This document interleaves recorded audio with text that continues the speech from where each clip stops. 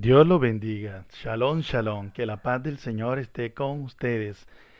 Vamos a continuar en esta segunda parte, o en esta segunda parte del mensaje Aprendiendo con la Higuera.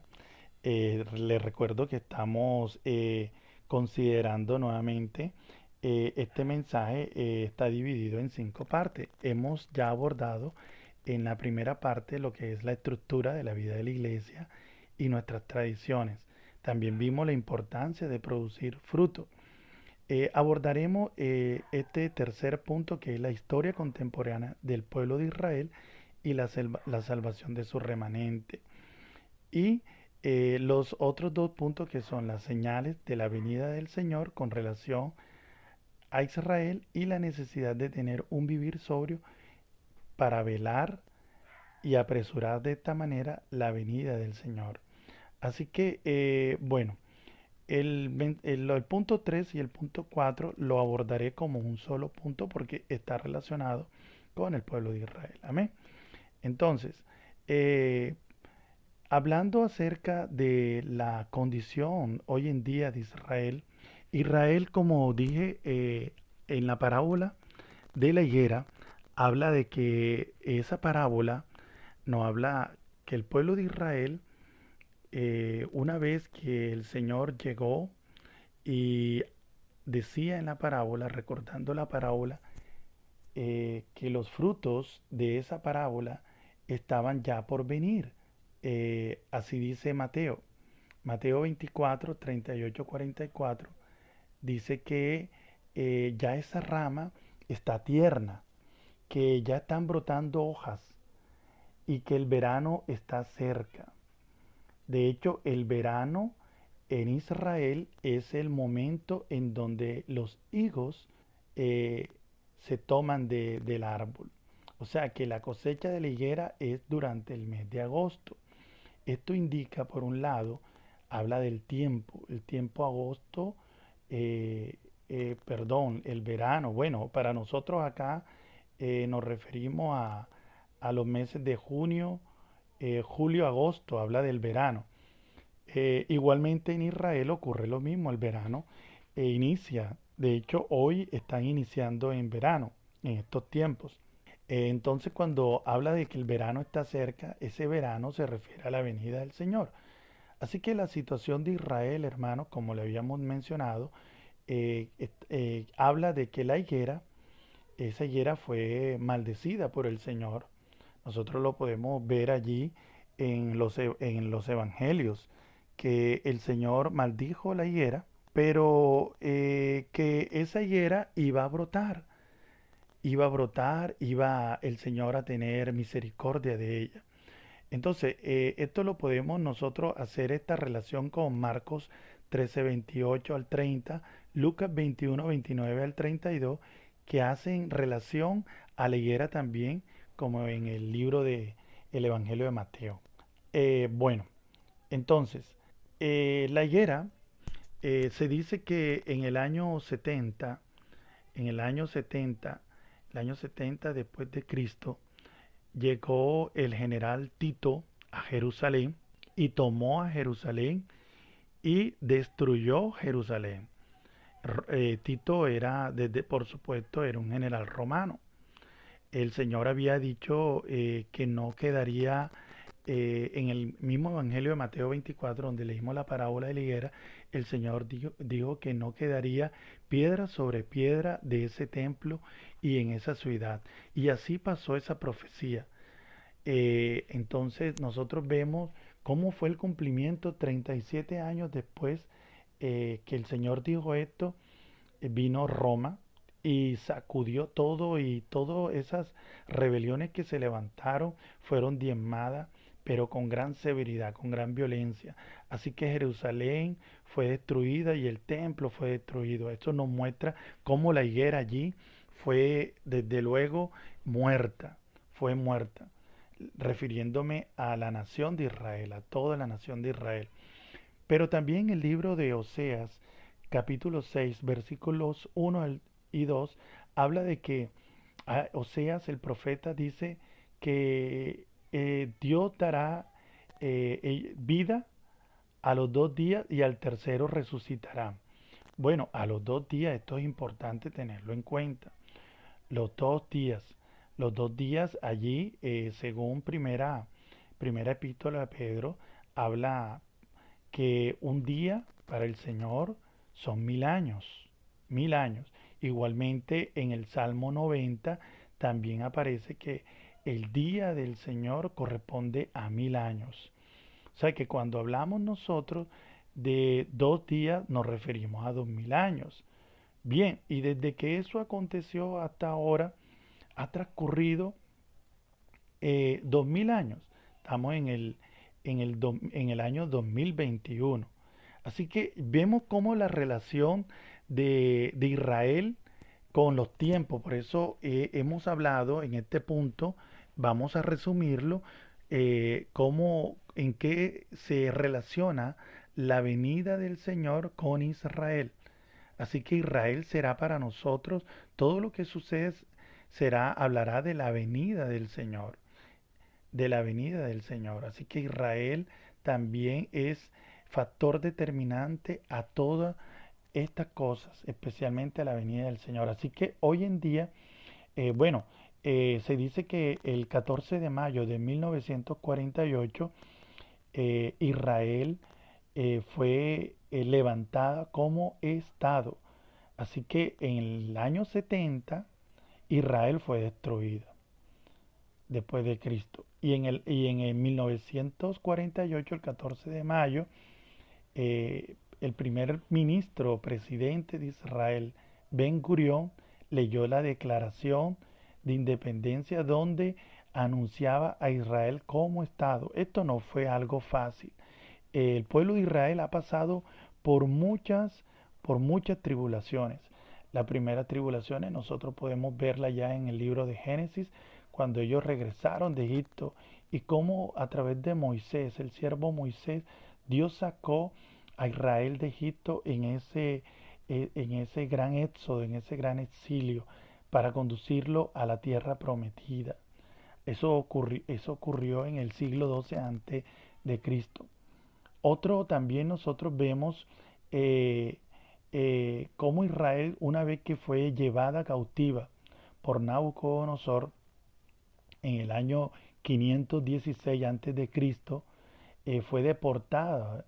Primeramente fue deportado Israel del norte, el reino del norte, ya que se había dividido para el reinado de Robán, hijo de Salomón, se había dividido por los pecados de su padre, fue dividido y entonces fue dividido en el reino del norte y el reino del sur, que también es conocido como Judá. Bueno, el reino del norte cayó a manos de los asirios en el año 722 a.C. Y luego, siglos después, en el año 516, Israel fue llevado por el reino del sur, o sea, Judá fue llevado por Nabucodonosor en el siglo 7 antes de Cristo. Bueno, entonces ellos retornaron de Babilonia, retornaron cumpliéndose la profecía de Jeremías. Jeremías había dicho que pasarían 70 años en Babilonia, cautivos.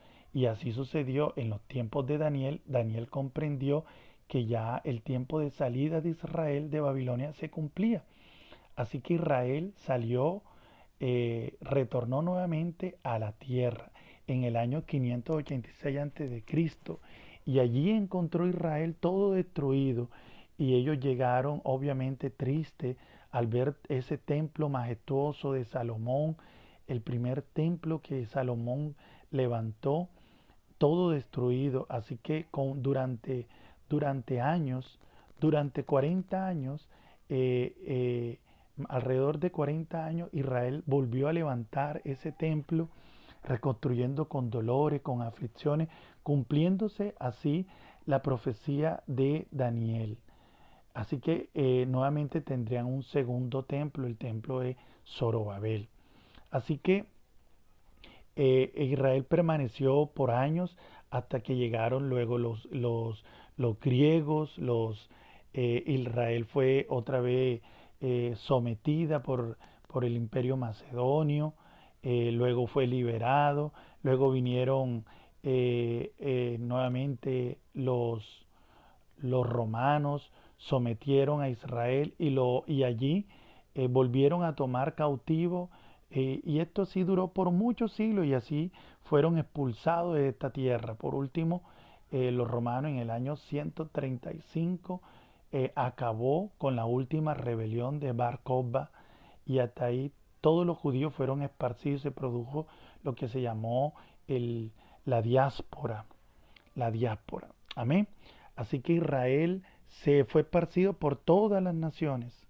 La higuera fue sacudida, como decía Jeremías, fue sacudida la higuera por no creer, por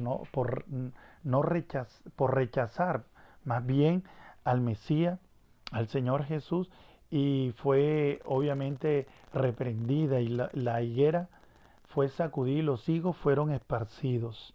Así que fueron esparcidos por todas las naciones. Luego Israel, después de 1800 años alrededor, Israel regresó nuevamente. Así que las primeras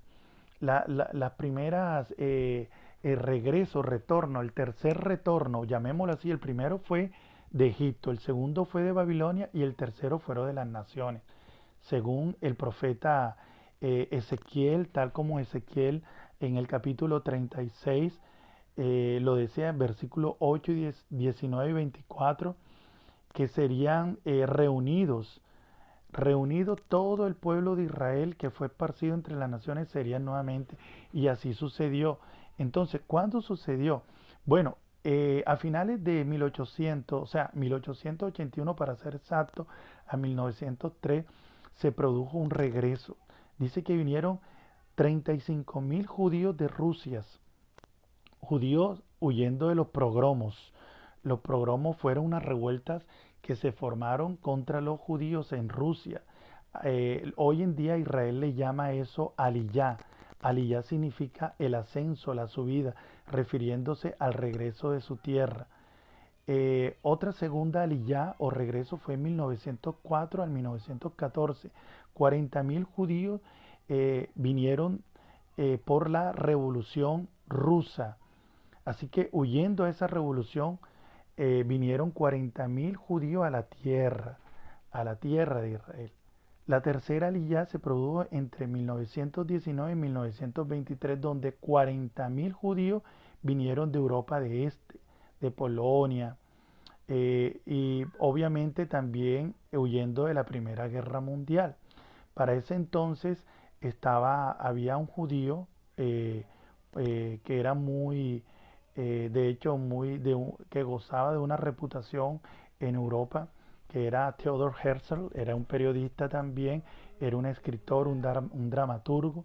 Él tuvo una visión en donde veía a la nación de Israel regresar. Él decía, aunque los judíos tienen esa promesa de ser próspero, dado a través de Abraham, Dios prospera el pueblo judío donde quiera que esté. Dios lo prospera, así como hoy en día es una nación prosperada. La nación de Israel es una nación prosperada. Así que ellos prosperaban. Pero Teodoro Herzl, a pesar de que veía que ellos eran prosperados, ellos aún así eran repudiados, eran rechazados. Había una judeofobia. Y Theodor Herzl, él vio que la única solución era que regresaran a la tierra que Dios le había dado, es decir, la tierra de Israel, que para ese entonces, desde el año 135 por Adriano, la llamó Palestina. Así que esa era la visión de él, una visión de ahí. De hecho, el movimiento sionista se refiere a eso, el regreso a Sión. Entonces, se produjo esos regresos. El cuarto aliyah regreso fue en el año de 1924 a 1929. 82.000 judíos seguían migrando de Europa. Habían los judíos askenazí, se le llamaban ahí a los judíos de Europa. Ellos venían, habían cantidades de judíos, especialmente en Europa, en parte de Asia, en África. Se le llaman judíos askenazí, los de Europa, como a los de España y Portugal, sefardíes. Entonces venían cantidades de judíos. La otra aliyá se produjo, de hecho, en la Segunda Guerra Mundial, judíos escapando de Alemania nazi. O sea que eso se produjo, esa quinta aliyá se produjo en 1929 a 1939. 250.000 judíos escaparon. Otros fueron a América, llegaron a América, a Norteamérica, Centroamérica, a Suramérica también. Y otros judíos decidieron ir a Israel, a la tierra que Dios le dio. Así que nosotros vemos cómo la higuera está brotando, se está volviendo cada vez más fuerte, pero hasta ese entonces todavía Israel no tenía un, un estado, no era todavía considerado como un estado, como una nación. Solo hasta el 14 de mayo, como dije, en 1948 es cuando nace el estado de Israel, Eretz Israel. Entonces, nace el estado y allí vemos nosotros cómo la higuera empieza a brotar. Ese viene siendo la recuperación. Tal como dice el profeta allá, o sea, después de 2 días, o sea, 2000 años, pasó para que esto aconteciera, para que nuevamente la higuera brotara. Así que, bueno, esto se sucede porque esas tierras, después de la caída del Imperio Otomano a finales del siglo XVIII, comienzos del siglo XIX, cae el último bastión del Imperio Otomano. O sea, el Imperio Otomano eran turcos musulmanes. Cae el imperio, entonces esas porciones de tierras que estaban bajo el imperio, que era grandísimo, era un vasto imperio, fueron repartidos entre el mandato británico y el mandato francés. Así que el mandato británico le correspondió parte de lo que es el Medio Oriente, y por supuesto entre ese Medio Oriente estaba Israel.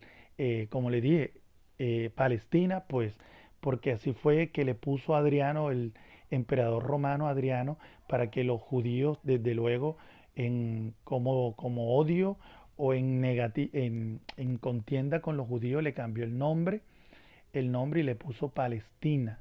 Palestina. Bien, entonces esa porción de tierra estaba controlada desde el siglo XX por el mandato británico, ya por el mandato británico. Así que luego cuando ellos empezaron a regresar en el año de 1917, un, un político británico de nombre Arthur James Balfour, él hizo una famosa declaración en donde decía que era posible que los judíos pudieran regresar. Así que salieron muchos judíos con esta declaración, ya que Inglaterra, el reino británico, tenía posesión de esta tierra, así que le empezó a dar tierra. En ese entonces ya estaban los habitantes, lo que hoy en día son los palestinos. Ellos convivían ahí, empezaron a comprar tierra, compraban tierra, los israelitas, Edmund Rothschild financió, compró tierra, ofrendó dinero para que se comprara tierra y así de esta manera Israel empezó a ocupar territorios dados por el mandato británico y territorios donde ellos compraban. Pero esto generaba desde luego altercado entre los palestinos que vivían allí. Así que hasta el día de hoy hay ese altercado. Pero amén. Todo esto desde luego está escrito y hace parte de la profecía. Llegará el tiempo en donde se cumpla lo que está en el libro de Daniel, hablando de las 70 semanas. Las 70 semanas que está dividida en 3 periodos. Un periodo de 7 semanas, luego un periodo de 62 semanas y un periodo de una semana. Esos periodos, los 2 primeros periodos, lo de las 7 semanas, ya aconteció. Y igualmente lo de las 62 semanas, ya esos 2 primeros periodos acontecieron, que habla desde la salida de Israel de Babilonia hasta la muerte de el Mesías. O sea que faltaría una semana. 7 y 62 serían 69, hasta 70 una semana. Bueno, precisamente esa semana, la del profeta Daniel, es cuando habla allí, ahí esa semana es importante para nosotros, ya que en esa semana dice que a la mitad de la semana, ya, o sea, transcurrido la mitad de la semana, el anticristo hace un pacto en la tierra santa.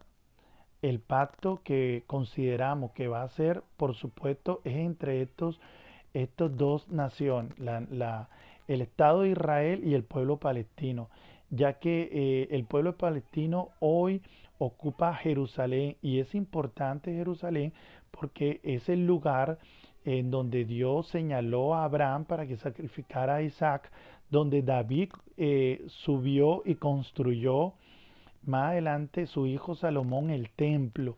Y es necesario que esto acontezca para que los judíos, ese templo destruido por Tito, se vuelva a levantar el tercer templo. El tercer templo, el segundo templo, como les dije, fue Zorobabel y fue ampliado, fue engrandecido en los tiempos de Herodes. Herodes, el conocido como Herodes el Grande, pero que no era tan grande. Herodes el Grande, él hizo el templo más grande, pero no es llamado el tercer templo, sino el segundo templo. El tercer templo es el que se espera que se levante para que se dé cumplimiento a la profecía de Daniel. Así que es necesario que una persona se levante y haga paz entre palestinos e Israel, y especialmente una paz que haga que se permita al pueblo judío construir su tercer templo. Y es allí cuando eso ocurre y luego dice que a la mitad de la semana romperá el pacto. Así que recuerden que la semana estamos hablando de años, o sea, 7 años, o sea que a los 3 años y medio, 3 años, 6 meses se romperá el pacto. Y dice que se sentará en medio del templo y él mismo se llamará como Dios. Y es allí cuando Israel se da cuenta que ese hombre que ellos pusieron confianza y que permitió que estos acuerdos se llevaran a cabo más adelante, eh, tomará otra personalidad y es Israel cuando se dará cuenta y allí se levantará una gran guerra.